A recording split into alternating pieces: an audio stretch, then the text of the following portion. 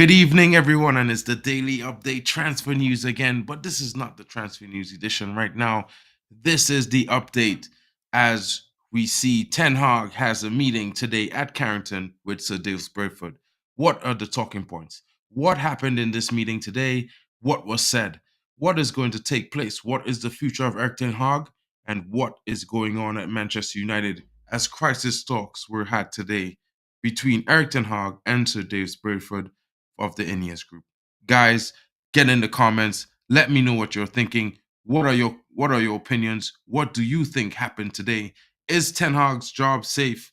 Or are we going to see a new manager come in the January window? Or is Manchester United finally going to provide a structure that is going to walk hand in hand, step in step with this manager? Guys, get in the comments.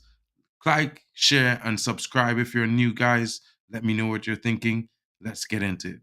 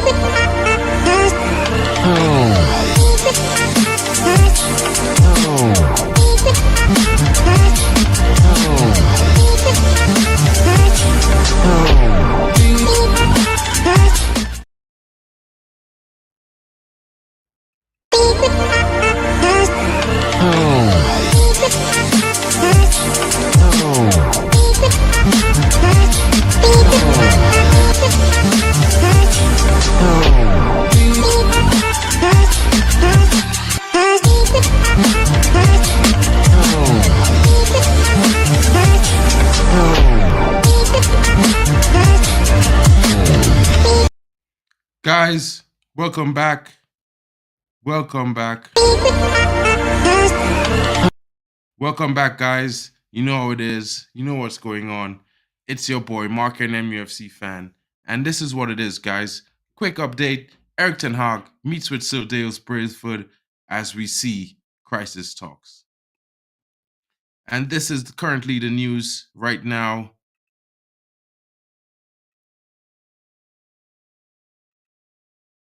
There are no plans to replace Erik Ten Hag as Manchester United manager currently right now as we are seeing, guys. So, what are your thoughts? Let's get into this news really quickly. Let me let you know what is going on.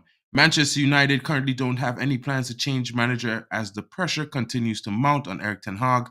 The Dutchman would have been hoping that his side had turning a point when they came from 2-0 down at halftime to beat Aston Villa 3-2 at Old Trafford on Boxing Day, but they then followed that up with a poor 2-1 defeat against Nottingham Forest just a few days to leave them 7th in the table. A result that's left them 9 points adrift of Champions League qualification with 10 wins and 9 defeats in their name in the top flight so far this term.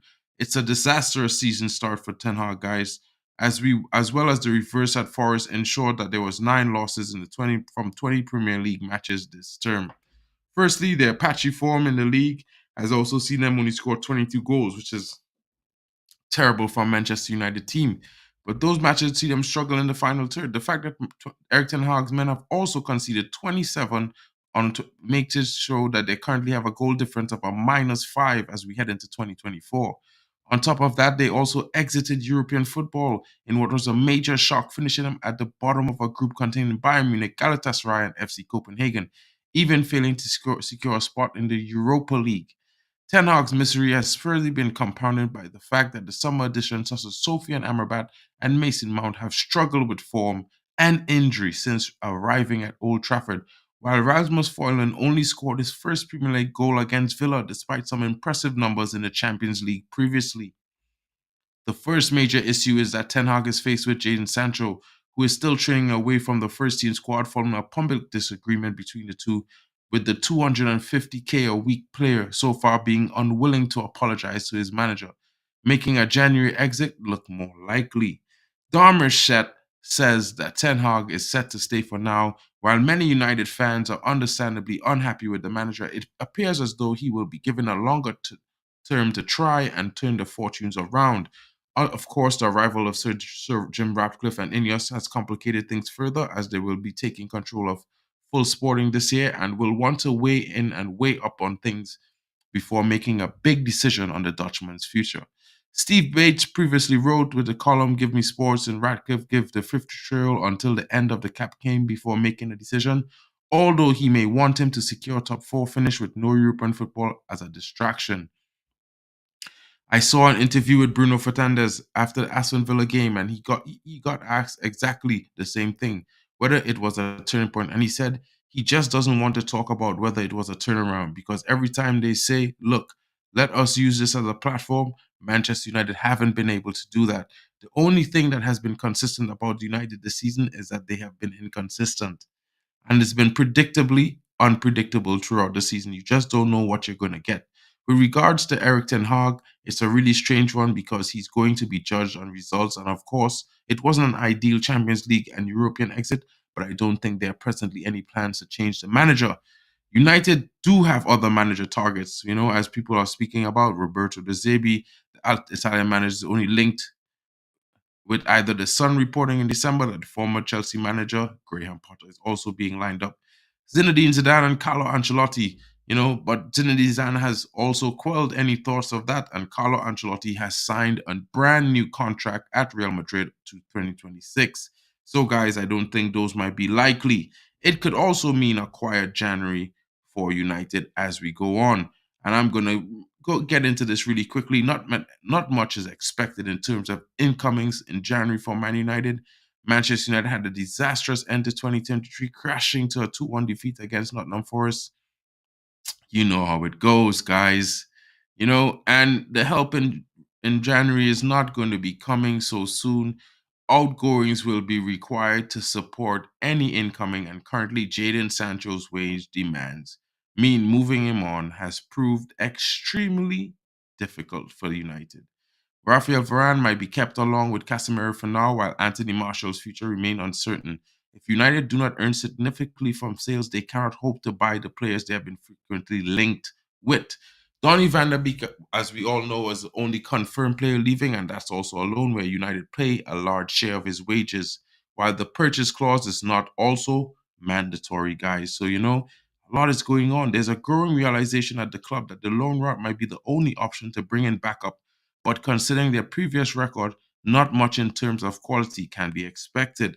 Ten Hag has repeatedly insisted that he is focused on the players returning from injury instead of praying for transfer help. Guys, knowing Cummings, he has to have an influence. If they're going to do anything in January, then Sir Jim Ratcliffe has to have a role within that. The message that I'm getting over the past few weeks is that still any incoming business is unlikely. They're also going to obviously continue to reshuffle how the structure is behind the scenes and what their movement will be with some high-ranking officials and members of staff at Man United and what their roles are going to be going forward. So some of them, I imagine, might leave, but also there'll be some internal movement for sure for some people. And I think it's going to be the main focus, as well as trying to get 2 or 3 players out the door. They might sign somebody, but at the moment, the messages coming out of United is not to expect anything, guys. What are your thoughts? What are your thoughts? Get your questions in. Let me know how you're feeling, guys. As we go on, there doesn't seem to be anything going on for Manchester United in January. But what we do know is with the meetings so far that has been not only held there, but also held at Carrington, that, for now, Erik Ten Hag is certainly going to be kept at the club. And with the crisis talks, there's going to be more news leaked out as the week progresses, guys. The manager's press conference is coming on Friday, So as we get into it, the season is going to be going on, guys. We have 19 games left. Do you think Erik Ten Hag could turn it around? I'm certainly going to back the manager because, in my honest opinion, he's done a great job. If you look at the things and scale it down from an overall perspective from last season to now, we are on the same amount of points, basically. Last season, at this point, we had 32 points. This season, we have 31.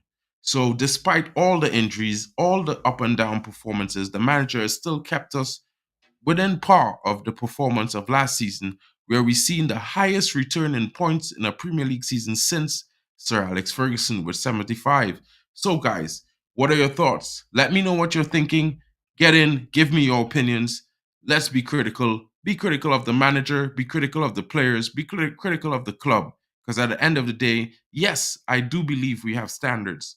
But at the end of the day, have we been maintaining those standards over the last 10 years? Or have we been just, getting by?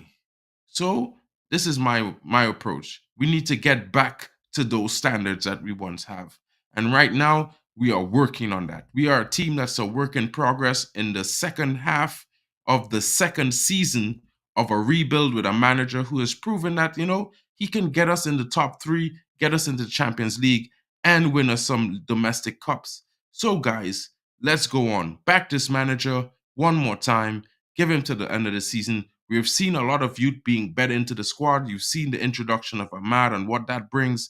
It's a state of flux that United is in. And sometimes improvement is not always in a straight line. Sometimes there's going to be hiccups, obstacles, bumps in the road on any journey. But, once you have that goal in mind, success is sure to come, guys. So are we as United fans being impatient?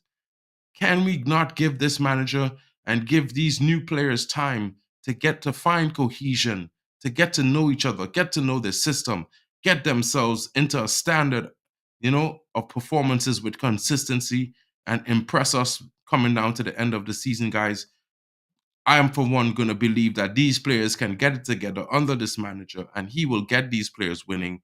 And we will soon be seeing Manchester United go on at least a run of games where we will not be defeated. So, guys, it's a short stream just letting you know about the information I have about Erik Ten Hag meeting with Sir Brailsford at Carrington today. It was said that the meeting is just, talks about what is going to be the steps forward, what is the direction, what are the steps, how are they going to approach this transfer window, how are they going to see Ten Hag if he has until the end of the season, or they have no plans in sacking him, what's going to happen with with players' contracts, incomings, outgoings, whether it's going to be permanent incomings, permanent outgoings, loan deals. That's what the discussion was today, guys. So more information to come tomorrow morning, bright and early with the daily update. Stay tuned for more, guys. 9 a.m. UK time. You can find me there. Hope you guys have a great day, great night. I know there are football games on tonight, but don't forget to come in, leave your comments, smash that like button, and subscribe if you're new. It's the new year and football is back. Come on, guys. Glory, glory, Manchester United. You know what? Let's go.